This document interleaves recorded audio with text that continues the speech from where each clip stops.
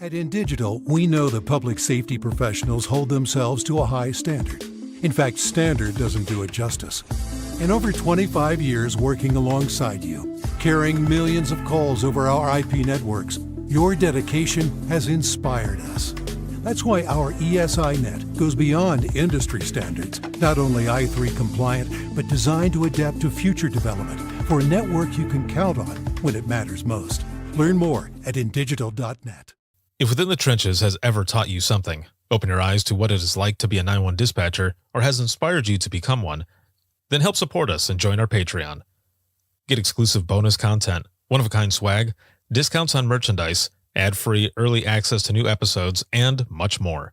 To join, please visit patreon.com/WTT podcast. And if you're an industry partner, we have something for you as well. And now, for the show. This is Jordan, and you're listening to the Code 7 Podcast Network.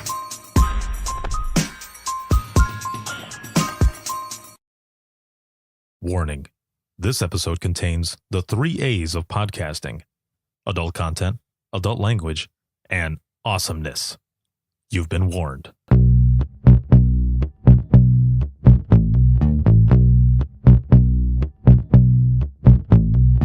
Welcome to Within the Trenches, true stories from the 911 dispatchers who live them.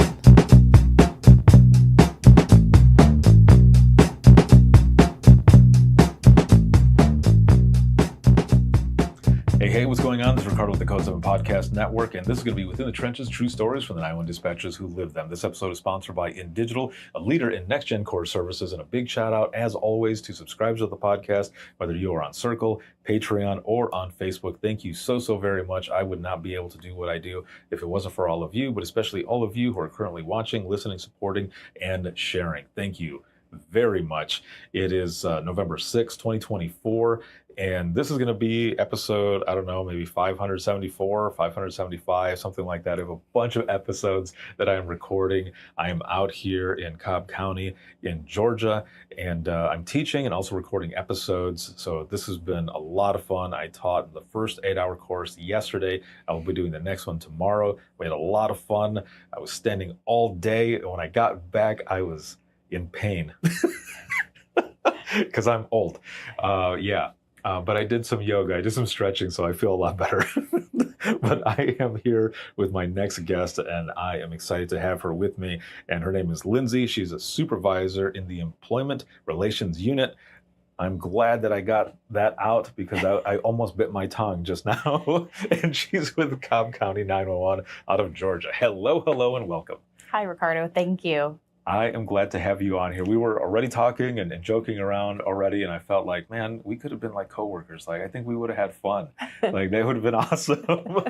We probably would have been on the night shift talking about all the weird things. Right, yes, exactly. And just talking about night shift right off the bat, that was my thing. Like, I always loved working midnights. When I was teaching yesterday, at one point, one of the attendees of the class, they said, "Can we turn down the lights?" And I said, "Yeah, of course. Like however you feel comfortable. If anybody passes out and starts snoring or anything, just please try not to snore too loud. But just know that I'm going to take a selfie with you and throw up a deuce and put that on social media." And I was like, "No, I'm just joking." But and you were probably the same way. Like the lights would go down, and it was just the glow of the monitors, really. The lights are always a thing, like regardless of what center, right? Like night shift, day shift, there's always a light argument, just like we were talking about with the chair graveyard. Yes. Everyone knows what that is. Right. Yeah. And I remember morning shift would come in and they would turn those lights on and you could hear everyone almost like hiss. Yes. Like, turn the lights off, please.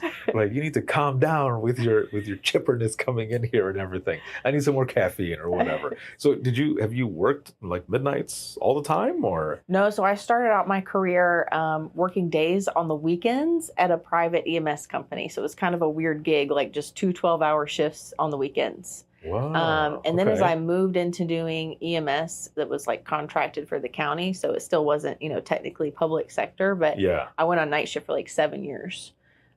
Flipped to days after I had kids. So, but I was a night shifter for a long time. Oh man. Okay. So in earlier, before we started recording and everything, you had mentioned that you've been in public safety a total of about 18 years then, right? Yeah, it'll be 19 years this upcoming March.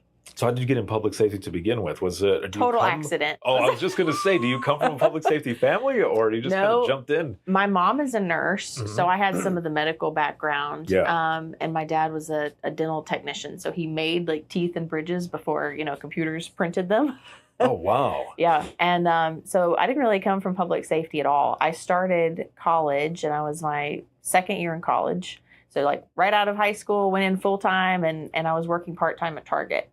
And my fiance was like, hey, this EMS company, because he was an EMT, he's like, this place that I'm working, they need somebody to dispatch on the weekends. This would be good for you because you could just, work Saturday, Sunday. You have school all week. And I was like, that doesn't sound like a bad deal because I'm getting 24 hours at Target, going in 4 days a week, or I can work 2 days and get my 24 hours in. So that's Right. it was a total accident, right? Like they paid better than Target and I started working there. And as I continued doing it, and then I went to like the 2-2-3 schedule with another EMS company and just kind of took off from there. It put me through school as I kept going. So Wow. yeah. So when you first got into, working for this EMS company and all, was there anything that surprised you? Or, so I guess just kind of thinking about experience and what I'm getting at as well is, so when I first started out dispatching, the only experience I had was Rescue 911 with William Shatner. Yeah. Like that was my thought of, okay, well, this is what 911 is. So what was it like for you? So the first one that I was at was a very small EMS company. They had 2 ambulances. And we were in a shopping center, right? So like I was in the front office of the shopping center. There was a room in the back where the guys slept and we had 1 ambulance in the parking lot. And, it was a lot of like emergency calls just directly from nursing homes.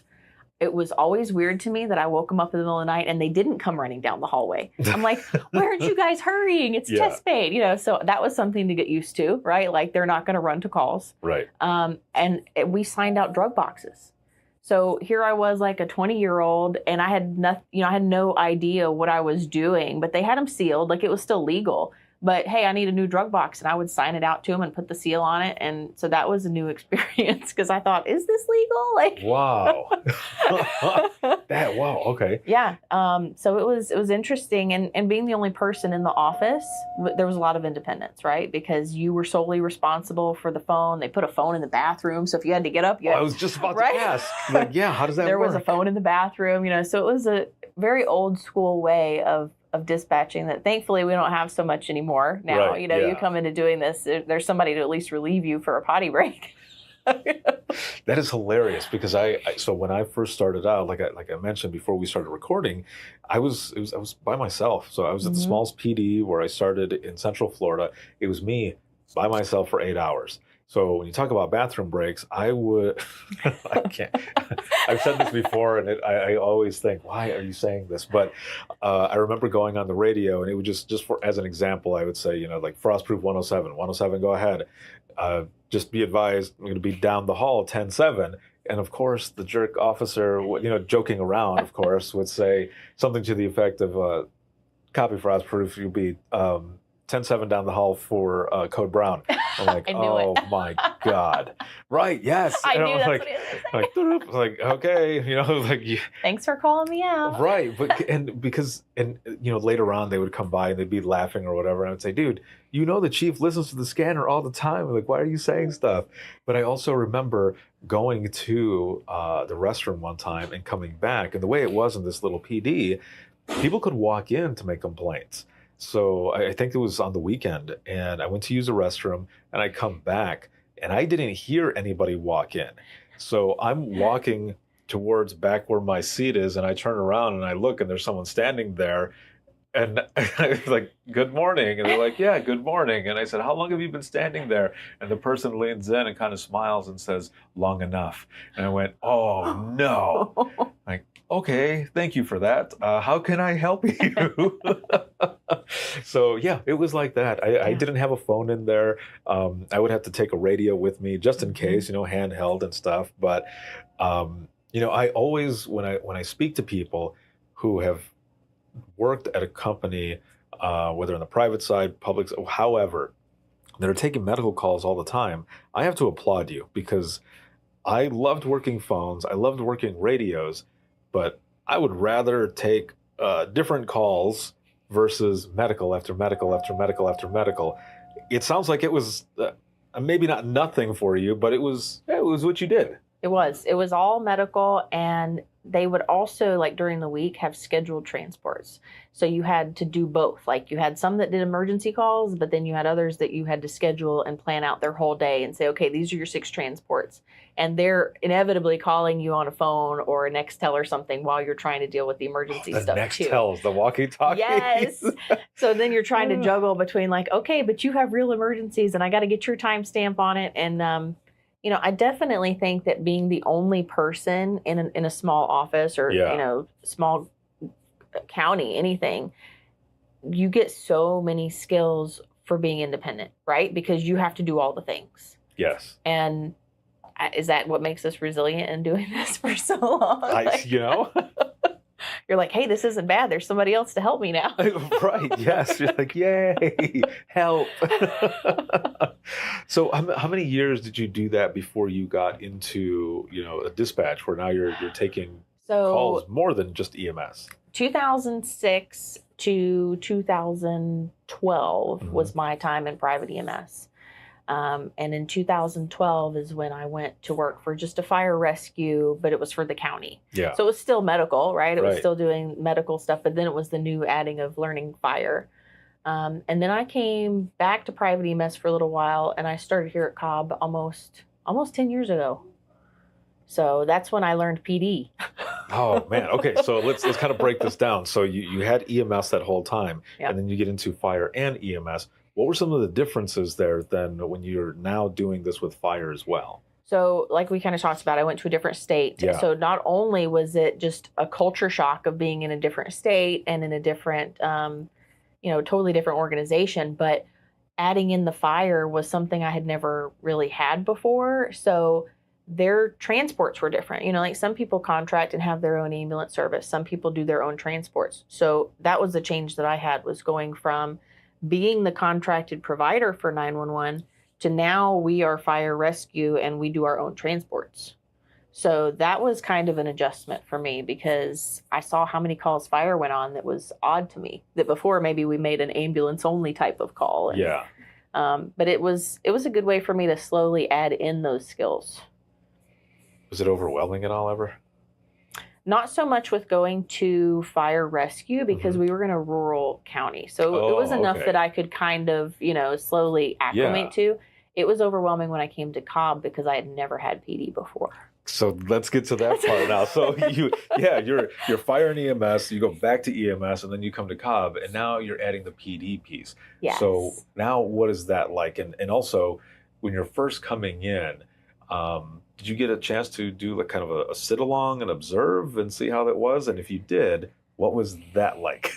So they offered if I wanted to come in and do a pre-hire observation. Yeah. But I was already working with a contractor who worked with Cobb. So I was kind of like, I don't feel like that's necessary. I kind of know what you guys do. So they let me skip out on the observation. Mm-hmm. Coming in, I think I was overly confident. Hey, because I thought, you know what, I've been doing fire, I've been doing ambulance, like I've been in contact with Cobb as you know, a contract, like I got this. And then I saw PD codes and signals for the first time, right? And learned about how PD goes to this or they don't go to that, and all the extra rules that go along with PD. And I was like, whoa.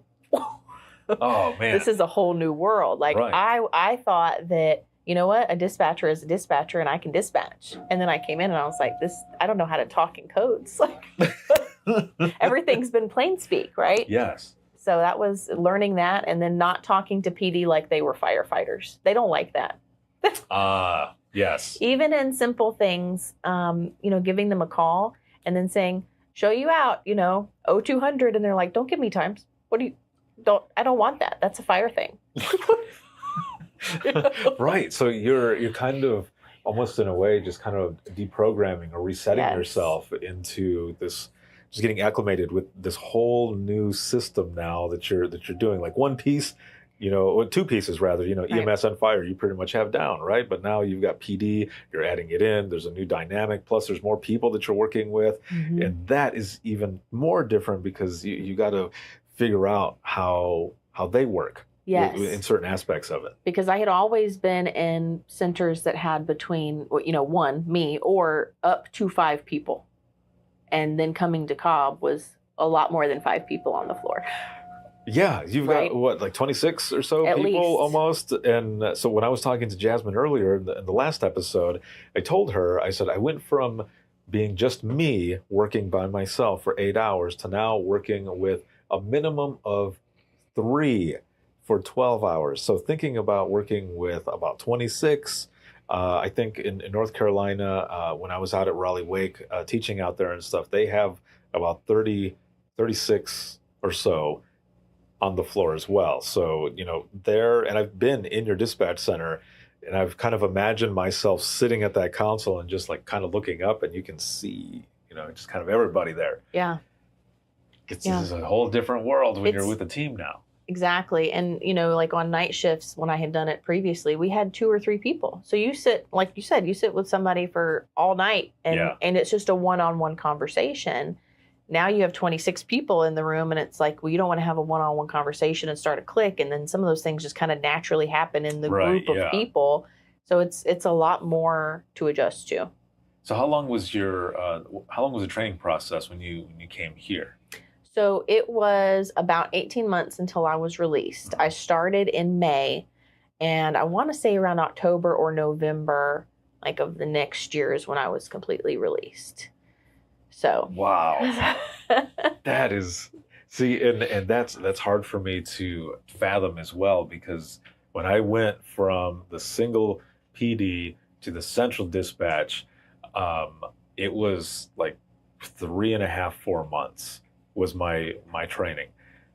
But at the PD though, when I found out I got the job, it was also the first, it was my first shift. So the chief of police comes to my house, asks if I want the job. I said yes. I thought I was going to start the following week. I started that night, and I watched. they were short-staffed. Pretty much. Yeah, I go in. I meet my trainer. He takes a 911 call. I'm watching him take it. I'm like, this is awesome. And I said, well done. And he says, okay, you're next. And so that was my training there. And that was 2001. Yeah. So. Yeah. So you've got 18 months, right? And so you go through that training, which is awesome. I love that you guys have an academy like that and just the way all of it works. And you get in there, and now it's Lindsey's turn to take phone calls. What is that like for you? Are you like sweating bullets, or you're like, let's go, like let's do this? I was ready because Yeah. I had been, remember, I was overconfident coming in. Oh, I that's wanted true. to get That's what through. you I wanted said. to get That's what through. you said. Yes, yeah. And I started in May, and I want to say it was around October or November that I was fully released just to answer phones. Mhm. So I did that for several months before I went with my CTO to do radio training. I was ready. I was like, let's go. CPR calls scared me because I felt like I was going to do something wrong. Yeah. Like what if I don't do the right beats, or what if I do it on somebody that doesn't need it, or those made me nervous. And I always wanted a baby call. That was my big deal. And in my whole career, I have never had a baby call until a couple weeks ago. Oh, I know. I was so excited. how did that go? It was amazing. Baby was born on the phone, healthy. Everything was great. Oh, well, congratulations. Thank It is you. awesome. Was it a boy or a Been girl? waiting or- this whole time. Yeah. It was a boy. Nice. Yeah. That is awesome. I can say that I took several calls. There's only one that I took where when I took the call, the dad was freaking out.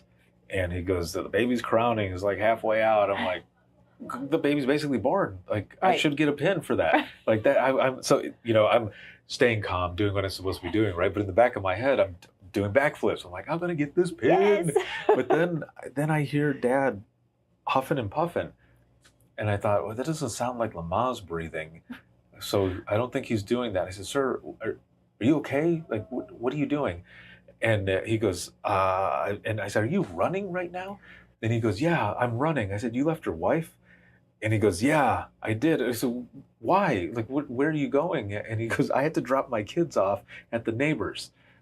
So he just ran next door really quick, but in the back of my head, I'm like, I'm not going to get that pinned out. Like, and he gets back. The baby's already like fully born, I guess. I'm like, oh, and I'm like, congratulations. I'm so happy. I was happy for them, but I was like, dang it. EMS gets out there. We hang up and stuff. I didn't even get a chance to find out. I found out from EMS that it was a little girl, but I wish I would have found out at the time because I wanted to at least say to the dad, like, can you name her Ricarda? Right. Like, like you can name her after me. Just switch the O and the A. Like, but no, that's awesome for you though that you got to do that, and it was 18 years, right? I know. You've been in the profession and stuff, and then you said just a couple of weeks ago, right? Yeah, and I always thought like I've got this whole stack of CPR calls, Yeah. but like never a baby, and I finally got one, so I was so excited. That is awesome. So kind of thinking back though, when you first got on phones, like you were saying, some of the CPR calls, like those really kind of made you nervous, right? Do you remember any of those earlier calls, some of those first ones that you were taking when they had come in? I do. I remember some of those CPR calls, mainly because those were the moments of fear, right? So Yeah. like it really stuck out in my mind. Like, did I do the right thing? Were they Right. beyond help? I didn't do CPR, or I did do CPR. So some of those do stand out in my head. But, whenever they were reviewed, it was fine. It was all self-imposed stress Yeah. and anxiety, right? Well, yeah, exactly. Yeah. And, when they're doing quality assurance or whatever, that's always in the back of your mind as well. You're like, okay, let's see what happens. Let's see how it comes out and all. What about kind of a call that sticks with you? As long as you feel comfortable, sharing. Most of the calls that stick with me were from the time that I was in fire and EMS in the rural county. And I think it's because we were in a rural area, so you'd end up being on the phone with them longer, right? Waiting for somebody to get to them. And can I say Florida man? Like, Yeah, of course. So Florida man. That's the calls that I got, right? Yeah. Being there. And it was people who were, stranded and stuck because they got drunk and went off-roading, or like they thought this was a good idea to go swimming in steel-toe boots, or like just crazy things that you're Right. like, what were you thinking? And because of being so far out in the middle of nowhere, then you're on the phone talking to them while somebody's trying to find where they are in the swamp. So I know exactly what you mean, because when I moved back to Southwest Michigan, in the area that I was working, we had a lot of state game area, and people would get lost out there. Now, this is like, 2007, 2008. Rapid SOS isn't around. Carbine's not around. There's no prepared. There's nothing like that. So you're just Right. depending on the cell towers, hopefully triangulation. Most of the time, no. It's just wireless phase one, where it's off the tower that can be up to about 12 miles in radius Yes. of where the person could be. And, you have to send the fax out. For those who are listening right now, if you don't know what a fax is, just simply Google it.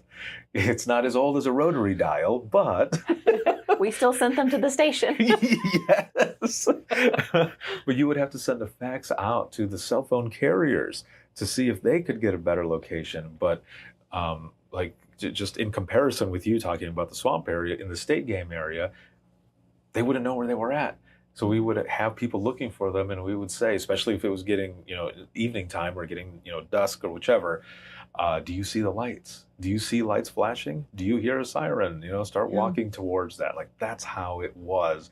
And that made it even more nerve-wracking, because some of those calls, or if someone were to call on a non-emergency line and they just hang up, that Yes. alone messes with your mental health and wellness. Like, I hope that person calls back, because there's nothing Because you I can can't do anything. Yeah. And the one that stands out to me from, Florida man, it was like 2:30 in the morning, and he calls in, he says, hey, I went off-roading, and I've been drinking, and there's mud up to my windows, and I don't know where I am. Right? And I don't know where you are, because like you said, you're out in the middle of nowhere with no good cell tower bounce. And because the guys knew the area, when I took his crazy instructions of, I went down this road, I turned right at the bush, there's that tree that splits, and I went to the left, and then I went up the hill and over that, they found him. And it was an hour later on the phone, and I heard one of the paramedics say, hey, I got him. And I was like, thank God. Like, I can hang up the phone. We got you. Don't go off-roading again at 2:30 in the morning. Right. Yeah, exactly. And so I had a sigh of relief when you said that as well. But, I feel like you were kind of transported back to that as well. Kind of that explanation, if you could, for those who are listening right now. when you have one of those moments, that sigh of relief, like, what is that like?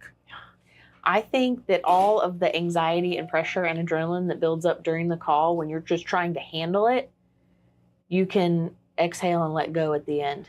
Yeah. You know, and you're like, all right, we got him.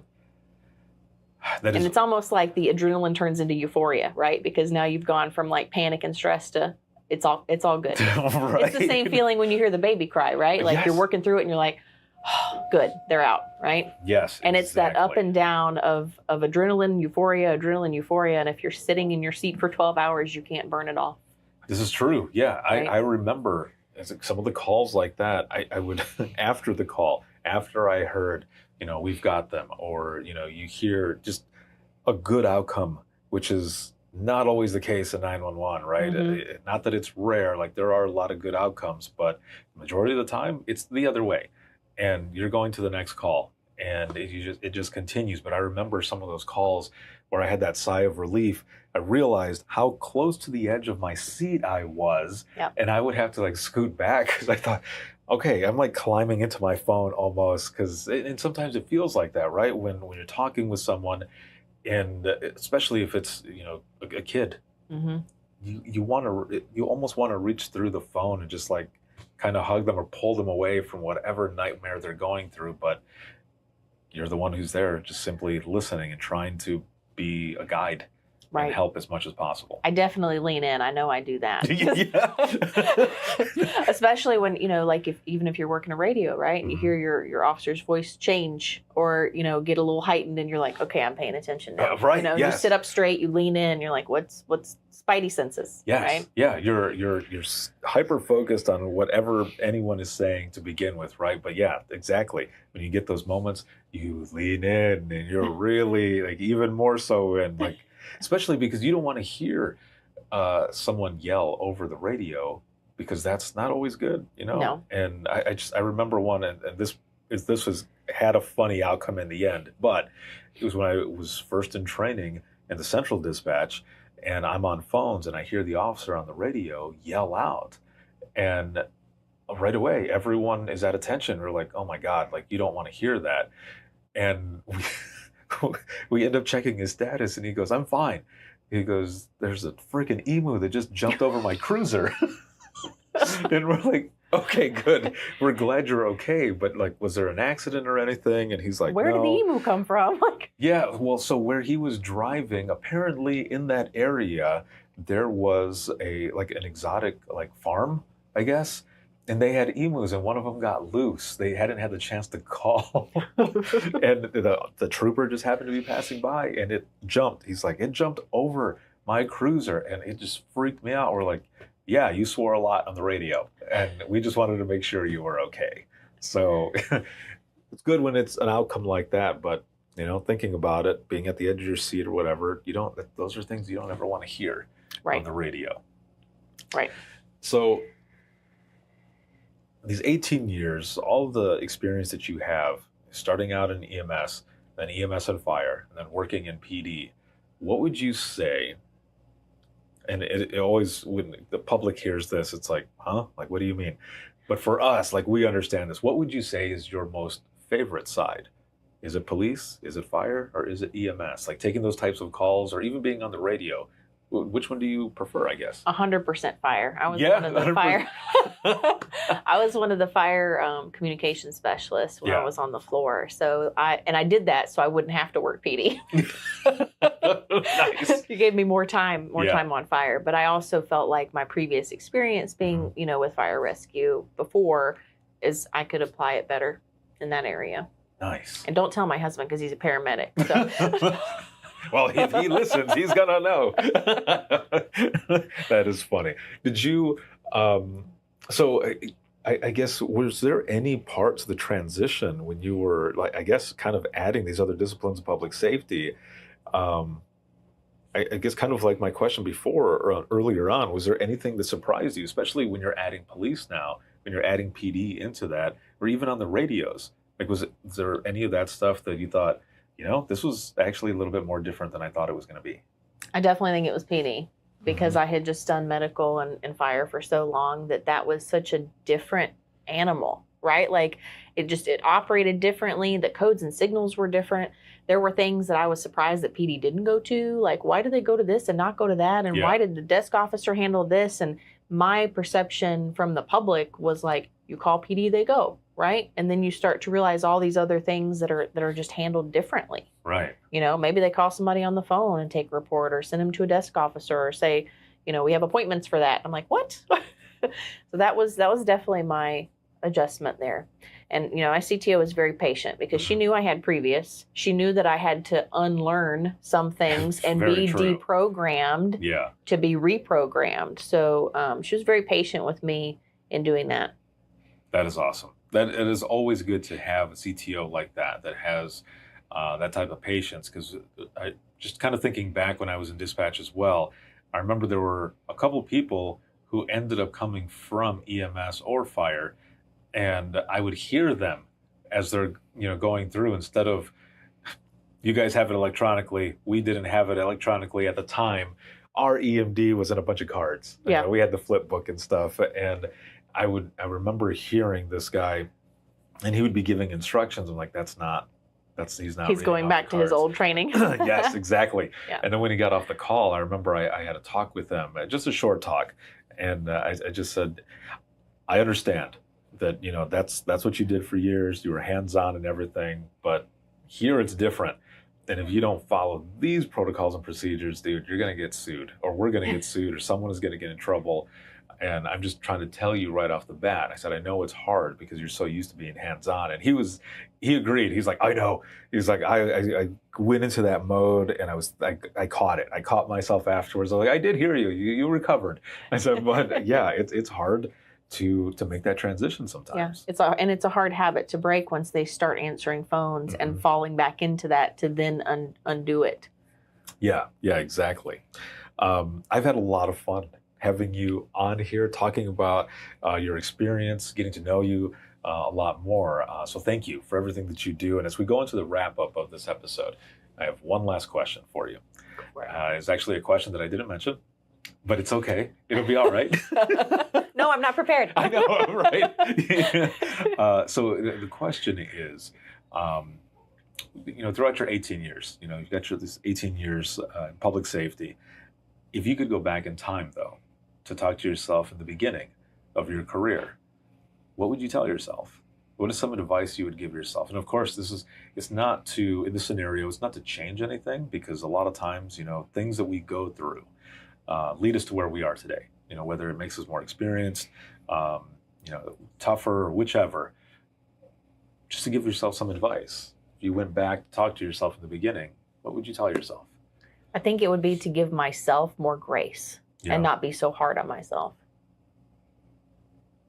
That is, you'd be surprised how many people say that as well. Mm-hmm. Because we almost become like our own worst enemy with, you know, you want to help people so much that you overperform, and you want to make sure that there's a good outcome. So then you're really hard on yourself if you mess up, right? Exactly. Or even, not even just mess up, but just the fear of messing up, right? Like, yeah, right. Yeah, no, I know exactly what you mean. And that makes a lot of sense to be able to go back. Like, one of the things, you know, I would do the same thing, just kind of go back and tell myself, like, everything's going to be all right. I said, you're going to go through a lot of stuff. I'm not going to tell you what those things are. I can't, because you have to experience these things, but just know things are going to be okay. Right. Just give yourself a little, like you said, a little grace, a little more space in what you're doing, and things that end up happening throughout your career, especially with some of the calls, it's not your fault. Right. And like you said, with trying to go back and tell yourself, you know, I can't tell you what's going to happen to you. You can't tell someone understanding, right? You have to live it to get understanding. Exactly. So. Damn, this was fun. This was so much fun. Thank you so very much You're for being welcome. on. I appreciate it. Excuse me. And for those who are watching and listening, if you have any comments, questions, or you ever want to be a guest on the show, you can email us, and that's going to be wttpodcast@gmail.com. Once again, that is wttpodcast@gmail.com. If you actually, the easiest way to do all of this, to find social media, where to support the podcast and all that, simply go to linkswith2is.co/WTT podcast, and that's linkswith2is.co/WTT podcast. You'll find everything there: email, social media, where to follow, where to hear the latest episode, where to purchase Imagine Listening Volume 2. The book, Volume 1, will be coming out December 2024. And you can also schedule an episode with me virtually. And if you are new to dispatch, if you are seasoned or you're retired, I would love to capture your story and get it out there to literally millions from around the world. So send a message in. Again, that's linkswith2is.co/WTT podcast. This episode has been sponsored by InDigital, Leader Next Gen Core Services. You can see this on Facebook, YouTube, as well as LinkedIn Live and X. And then you can listen 24/7 on Apple Podcasts, iHeartRadio, Spotify, your favorite podcasting app, and withinthetrenches.net. Have a good one, everyone, and we will see you all in the next one.